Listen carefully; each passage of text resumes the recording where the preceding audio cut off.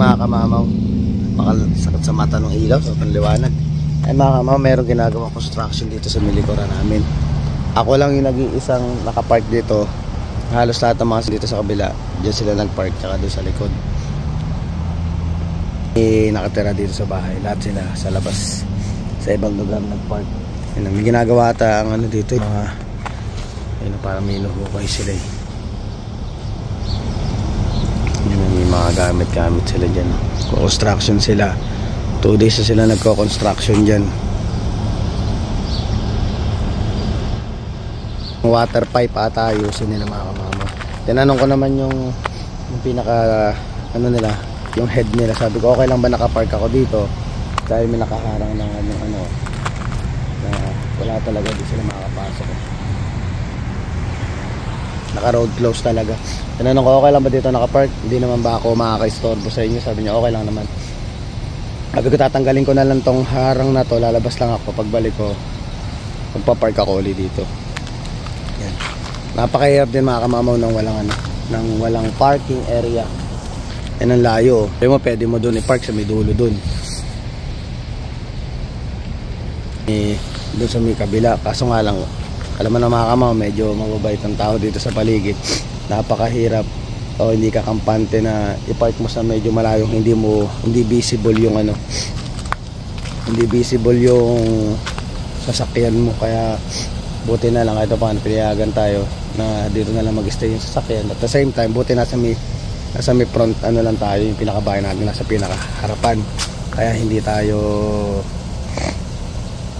makakasagabal na nakaharang yung Hindi ko alam kung ilang araw to, feeling ko hanggang bukas nandito yung mga yan. Hindi naman ganun kadali agad maayos yung Tsaka iba ngayon, medyo malamig ngayon eh. Kumbaga, medyo frozen pa ng konti yung kalsada, so hirap din sila maghukay.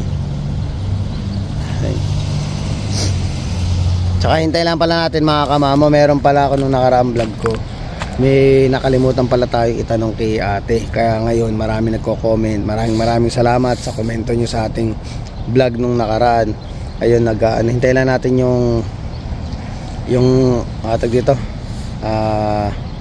follow up question natin kay ate Eva. Ayun, sasagutin niya lahat yun para at least clear o tsaka medyo malinaw at maayos yung pagkaka-explain kung paano ba mag-apply, ano ba yung mga qualification yan para mag-apply. Kasi tama nga naman, napasin ko rin yun nung pinapanood ko yung video, doon ko na-realize, sabi ko baka medyo mahirapan paano mag-submit ng resume o mapaisip yung mga nag-a-apply. Baka mapaisip na gusto ko mag-apply dito, ganto. Siyempre magtatanong sila kung qualified ba sila. Tama yun. Ako ako mismo sarili ko na pinanood ko video, yun napansin ko na may kulang ako sa tinanong doon kay ate.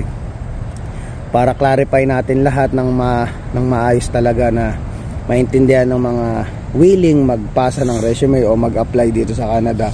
Ayan natin yung qualification para alam nyo kung saan kayo mag-apply. Kung dun sa may hospitality ba tayo gusto nyo mag-apply o dun tayo sa greenhouse. Ayan.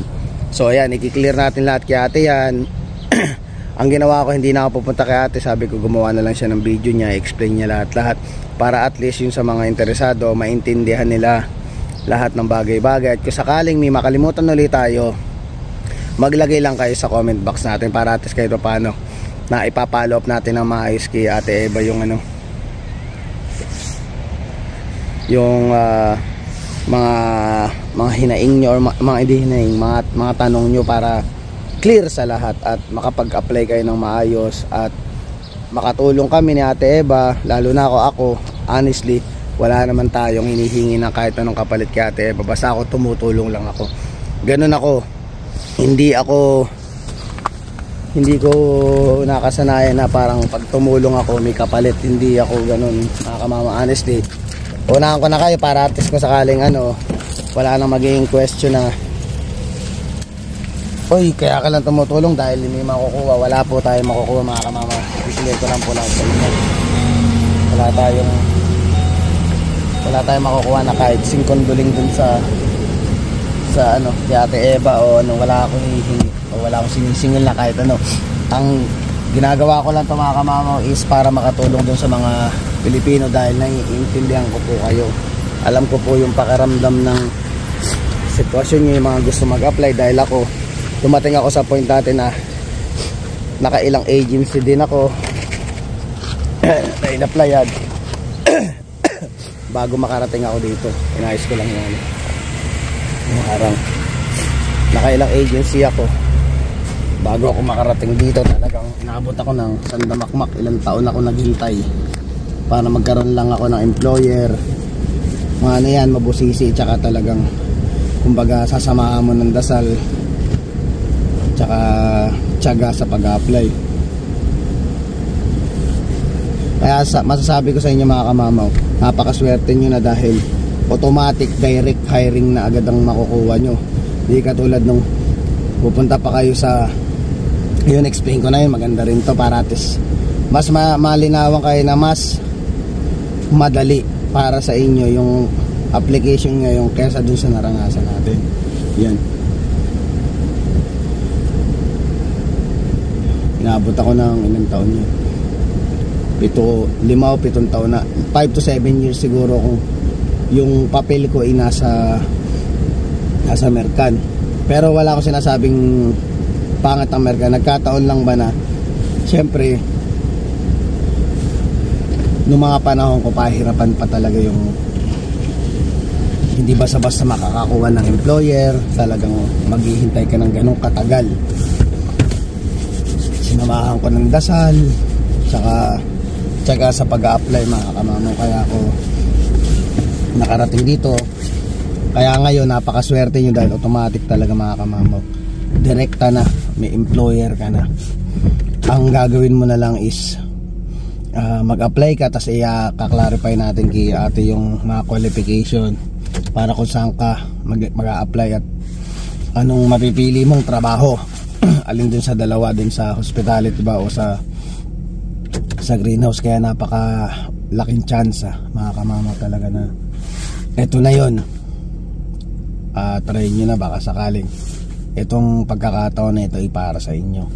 Pero syempre hindi naman natin masasabi lahat kayo na may gusto ay matatanggap or makukuha. Ang mahalaga mga kamamaw, i-try nyo lang ng i-try, dahil yun ang ginawa ko. Try lang ng try. Kung talagang para sa'yo, ibibigay sa'yo yan. Pero syempre kumbaga may nagbukas sa pintuan, pumasok kayo or pansinin nyo yung pagkakataon na to, dahil kumbaga minsan lang darating sa buhay natin yung mga ganyan chances. I-grab nyo na mga kamamaw. Kaya hintayin nyo lang mga kamamaw ang video ni ate Ruth at i-explain niya sa inyo lahat mga kamamaw. Yan, ako yung mag-grocery muna and I'll see you later mga kamamaw. One day later. Good afternoon po ulit. As requested by my friend Jerwin, may gusto daw malaman kung ano yung qualification sa greenhouse or sa farm, at saka yung qualification sa hospitality. Ito po yung qualification sa hospitality. Doon muna po tayo. Kasi ang hospitality, kailangan talaga may experience yung mag-a-apply. At least 6 months to 12 months. Doon po yun sa mga FCA, FS supervisors, at saka doon sa cook, sa line cook, and chef. Doon naman po sa kitchen helpers and yung isa ay dishwasher, hindi po kinakailangan ng experience doon. Yun lang po ang hindi kinakailangan ng experience sa hospitality job opportunities. Yung pong kitchen helpers at dishwasher. But the rest of them ay meron na po tayong required na qualification. At least meron kang experience from 6 months to 12 months. Ito naman pong sa greenhouse, ito po talaga sa greenhouse ang maraming nag-a-apply dito.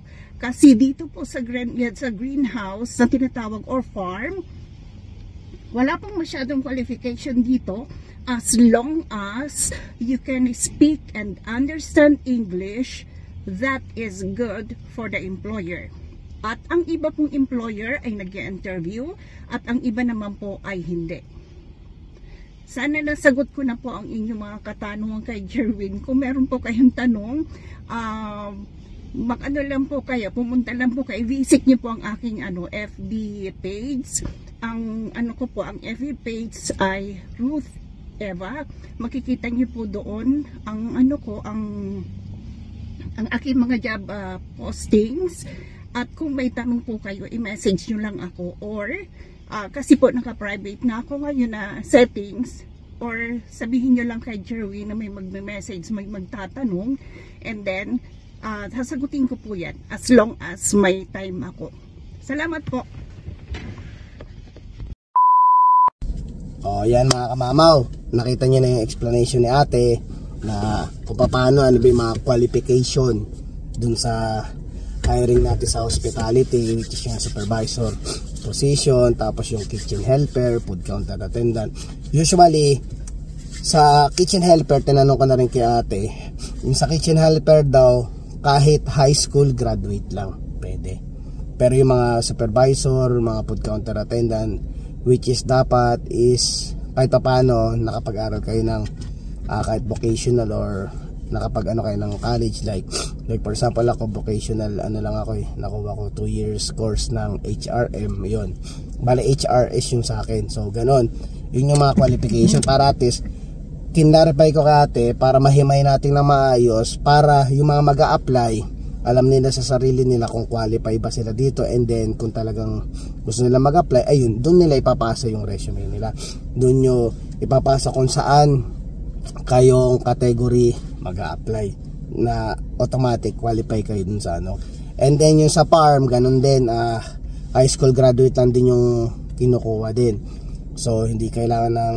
experience din, pero mas maganda kung may experience kayo, mas lalo yung sa paghahalaman, dahil usually sa paghahalaman talaga yun sa farm, mas maganda yun kasi kumbaga edge nyo yun kung mag-apply kayo. So ayan, na-clarify na ni ate, hopefully sana yung mga nagtanong naliwanagan na ngayon, na pasensya na kung medyo nagkulang nung paliwanag nung nakaraan. Saka nagpapasalamat ako nung in-upload ko yung video ngayon, ang daming views. So pa nagpapasalamat ako, may mga nagme-message sa akin sa Facebook, may mga nagko-comment din sa akin sa ating video. Sobrang nagpapasalamat po ako. Ginagawa ko lang po lahat ito para po makatulong sa inyo, at the same time kasi alam ko po yung pakaramdam ng mga taong nangangarap mapunta sa Canada, dahil pinagdaanan ko po yan. Talagang sobrang nagdadasal ako na nangangarap ako na sana dumating tayo sa point na makarating tayo dito, which is nabigyan tayo ng chance ng Panginoon. Kaya nagpapasalamat ako sa taas, nabigyan niya akong chance na makarating dito, na sana huwag kayong susuko, laban lang, huwag kayong mawala ng pag-asa, magtiyaga lang kayo sa pag-a-apply. Ayan, nandiyan na lahat.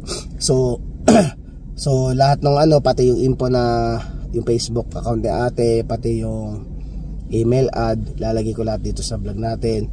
So sa mga bagong makakapanood ng video na to, ay na mas malinaw. At the same time, panoorin nyo rin yung nakarang video ko, para panoorin nyo yung video ngayon tsaka yung video nung nakarang, para at least mas maliwanag sa inyo yung paliwanag kung paano mag-apply at ano ba yung mga qualification sa pag-apply dito. Maraming hiring ngayon mga kamamo, kaya napakaswerte nyo, direct hiring na siya talaga.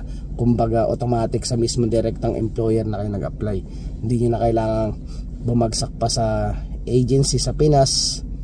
Talagang automatic. Kasi yung nangyari sa akin is nagpasa ako ng resume, tapos yung agency natin sa American yung naghanap ng employer para sa atin. Pero ito mga kamamo, direkta na. Napakaswerte nyo mga kamamo. I-grab nyo lang yung pagkakataon na to, na malay natin baka para sa inyo to. Yun lang naman. At nagpapasalamat ako na sana ang akin lang is tapusin nyo lang lagi yung video ko mga kamamo. Yun lang po yung hinihingi kong, hindi ko sinasabing kapalit, para bang pasalamat ko na lang mga kamamo sa ginagawa natin video. Yung tapusin nyo lang po yung video ko, at huwag nyo kalimutang mag-like, mag-share, tsaka mag-subscribe na rin sa YouTube channel natin. Isang napakalaking karangalan at pasasalamat po sa lahat sa inyo kung gagawin nyo po yun sa YouTube channel natin, dahil almost ano na tayo, nasa 1,800 video hours na tayo. So naghihintay na lang tayo ng ilan pa ba, 2,200 pa. Medyo matagal pa siya, pero para sa akin, yung araw-araw na nakita kong may nagbo-views ng video natin, na-inspire ako na gumawa ng video pa. At the same time, nakikita ko na maraming natutulungan na tao. Hangga't maaari, lahat ng impormasyon na pwedeng ibigay ko sa inyo when it comes sa pag-a-apply, ano bang mga dapat gawin, ginagawang paraan ni Kamamaw yan. At the same time, naghahanap din tayo talaga ng mga taong professional na gumagawa ng ganito, para at least yun lang bagay na yun ma-share ko sa inyo. So hanggang dito na lang ang vlog. Please don't forget to like, share, subscribe, and hit the notification bell for more updates of my video. See you mga Kamamaw.